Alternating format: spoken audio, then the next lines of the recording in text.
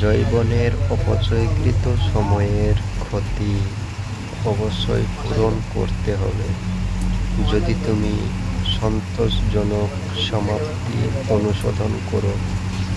অভ্যাসকে জয় করার পরম বিজয়ী অসৎ লোক কাউকে সৎ মনে করে না, সকলকে সে নিজের মতো ভাবে।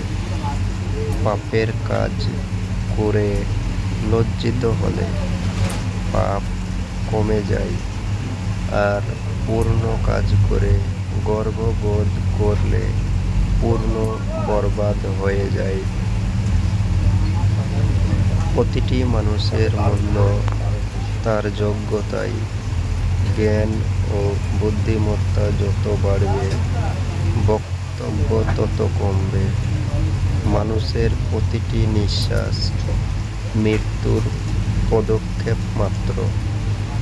হীনতম জ্ঞান জিহ্বায় থাকে এবং উচ্চ মানের জ্ঞান কর্মের মাঝে প্রকাশ পায়।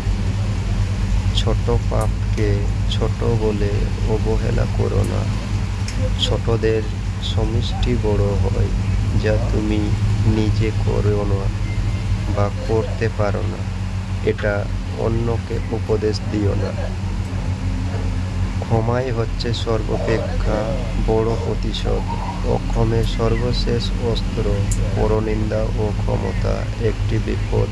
ধৈর্যের অর্থ সাহসিকতা, ভোগ বিলাসিতা, নিরম হত্যা, অমূল্য সম্পদ এবং ধর্মানুরাগ।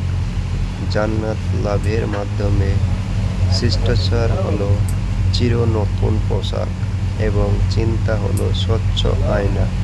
অন্তরে যে যাই গোপন করুক তা তার জিহ্বার ফাঁকে বের হয়ে পড়ে।